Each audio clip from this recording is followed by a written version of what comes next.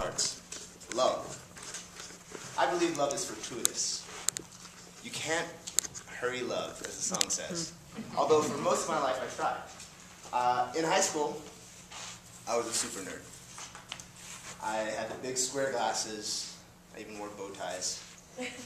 Didn't have my first girlfriend until age 18. And then I discovered this book called The Game. I don't know if any of you have heard of this. The subtitle is The Secret World of Pickup Artists. So I read this book cover to cover and had all these tricks and things that you can say to make yourself sound and seem more interesting to women. So I went to a friend of mine who today is a physicist at a national laboratory, so you can gauge our skill with women. And I said, read this book. This is the answer to our problem. So we read it, and it had these routines that you could memorize, and it was almost like a check the box kind of thing. So you say one thing as an opener, and then based on a response, you decide the next opener, and you go down the tree and go down the tree, and finally you end with her number.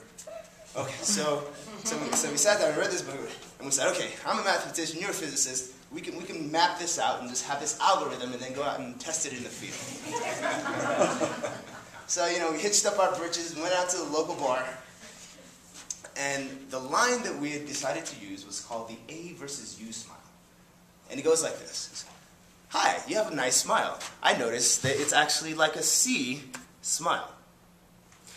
Now, people who have C smiles tend to be more friendly, whereas people who have U smiles tend to be not as popular. Have you ever compared Christina Aguilera and Britney Spears?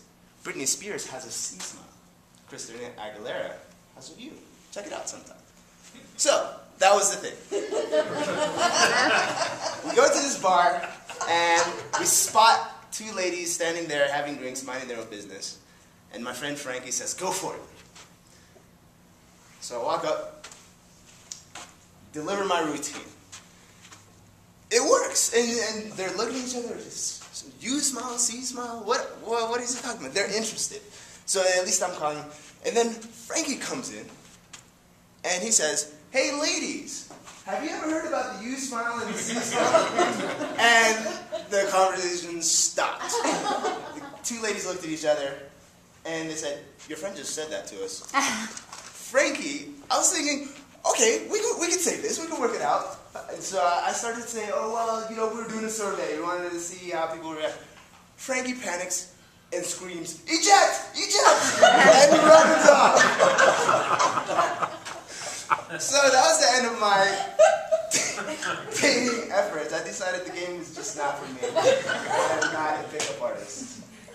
But years later, I was in New York City minding my own business.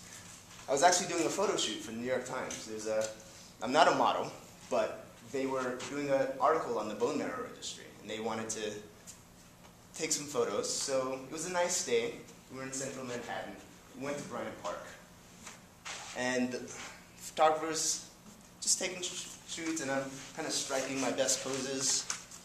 And then it's a wrap. And I start heading back to my club when a blonde lady who had been eyeing me from about 10 feet away runs up, tugs my sleeve, and says, "Hey, are you single?" It's like, whoa, I've heard of New York ladies, but this takes the cake. Back off. He says, "No, don't worry, I'm a casting agent from The Bachelor." Oh. We've been searching for an African-American star because we've not had a non-white contestant in 15 seasons of our show. Would you be interested? And I thought any moment now there's going to be someone jumping on and be like, "You've been punked!" And I was like, "Oh, yeah, sure." It's like, "No, I'm serious, I'm serious. Come to our office tonight, and we will do a video interview. We'll send it to the executive producers in Hollywood, and if they like it, we'll see what happens. What do I have to lose?" So I went and I told my story, and 4 days later, I get a call from her that says, "Can we fly you to Hollywood tomorrow?" Okay, let's see where this goes. So they did. And as soon as I got to Hollywood, it was red carpet treatment. I met the president of NBC. I met Eva Longoria.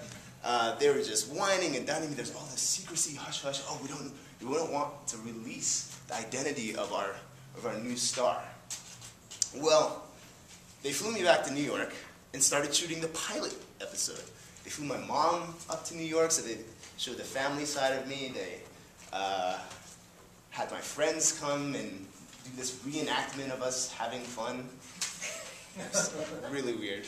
They even had me walking through the Times Square when it's completely empty doing all these shots.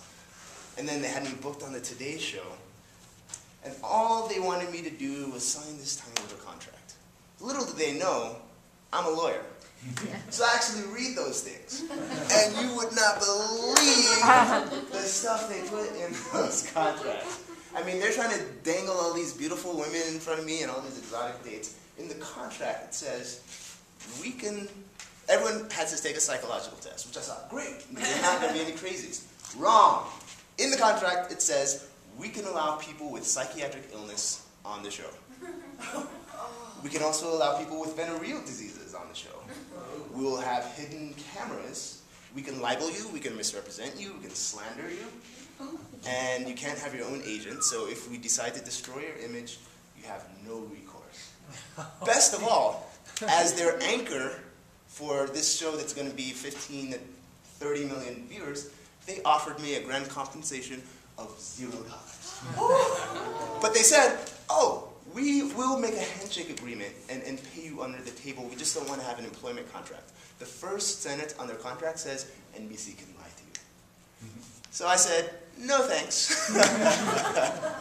And now I'm waiting for another lucky chance to be the woman in my dreams.